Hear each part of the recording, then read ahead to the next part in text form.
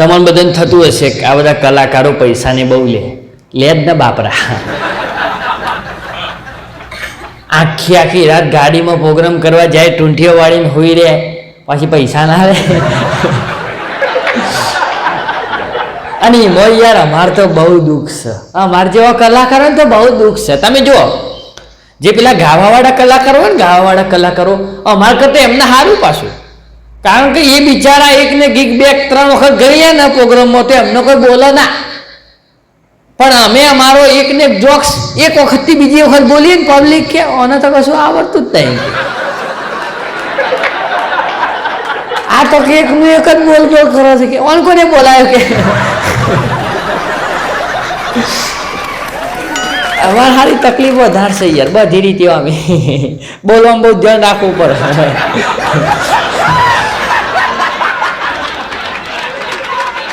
હમણાં મને યાર એક ભાઈ એક પ્રશ્ન પૂછ્યો કે બબલુભાઈ, બિલાડી અને ઉંદેરાનો પ્રેમ થઈ જાય, બરાબર, બિલાડી અને ઉંદેરાનો પ્રેમ થઈ જાય તો ઉંદેરો છે એ બિલાડીને કઈ રીતે પ્રપોઝ મારે કે.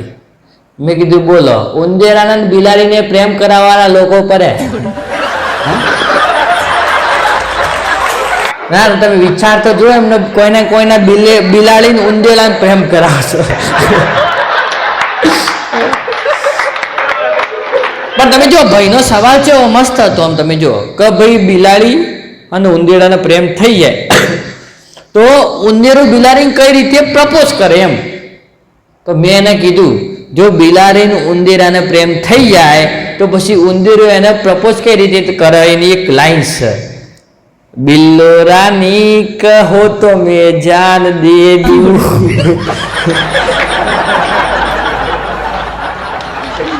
પેલું ગીત છે ને, બિલ્લો રાની કહો તો મેં જાન દે દઉં, ઉંદેરો એવું કરે પછી બાબો.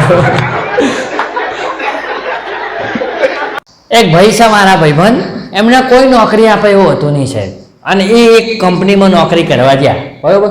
તો ત્યાંની જે મેડમ હશે ને સાહેબ, એ એકને કપડાં પહેરીને ફરતી હશે. એટલે આ ભાઈએ પૂછ્યું, એ મેડમ હવે યાર રોજ એકને કપડાં પહેરીને કેમ ફરો છો કે.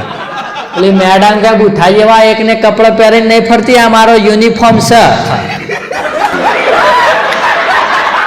સાલા બેરોજગાર હોને કોને નોકરી રાખ્યો કે.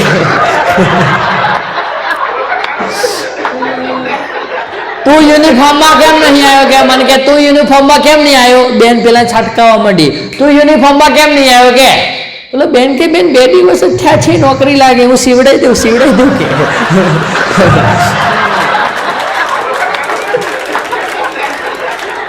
હમણાં હું અમારા બાજુવાળા સાહેબ છે એમના ઘેર બેઠો હતો, તો એમના ઉપર કોઈકનો ફોન આવ્યો, તે બિચારાને આવા બેઠા હતા, મેં ઉપાડ્યો. મન કે હલો. મેં કીધું હા બોલો. મન કે સાહેબ ઘરે છે કે જતા રહ્યા. મેં કીધું ના ઘરે જ છે ને જીવે છે. મન કે એમ નહીં કેતો ડોબા, ઘરે છે મતલબ નોકરી તો નહીં જતા રહ્યા ને. મેં કીધું ના બેઠા તો ઉભા હાલું. મેં સાહેબને જઈને ફોન આપતો હતો. સાહેબ મન કે કોનો ફોન છે. મેં કીધું ફોન તો તમારો છે પણ એના ઉપર કોઈક બીજા વ્યક્તિનો આવ્યો છે ફોન.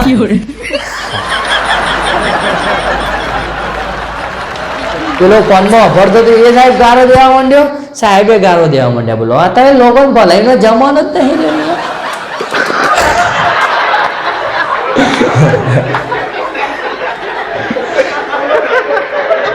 આપણી મમ્મીઓ સાહેબ આપણને કેવો વખાણ કરે ને, કેવો વાલ કરે. તું તો મારા માટે લાખોમાં એક છે, તું તો મારા માટે કરોડોમાં એક છે. અને પછી 2 મિનિટ રહીને કે ગધેડા આને તો ખબર જ નહીં પડતી કે કોઈ છે. મમ્મી સાહેબ મન ઉપર નહીં લગાડો. હમણાં સાહેબ એક બેન એવી હતી એમના છોકરાને કહેતો હતો કે બેટા તું તો મારા માટે લાખોમાં એક છે કે, હા તું તો મારા માટે કરોડોમાં એક છે. પેલો છોકરો કે મમ્મી એમાંથી તાન મને 200 રૂપિયા આલો ને. 200 રૂપિયા આપો કે એની મમ્મી ના લે કે તું તો હાવ ભિખારી છે કે મારા માટે. પૈસા બાબતી નહીં કે હું તારી માં જોજે એમ તો.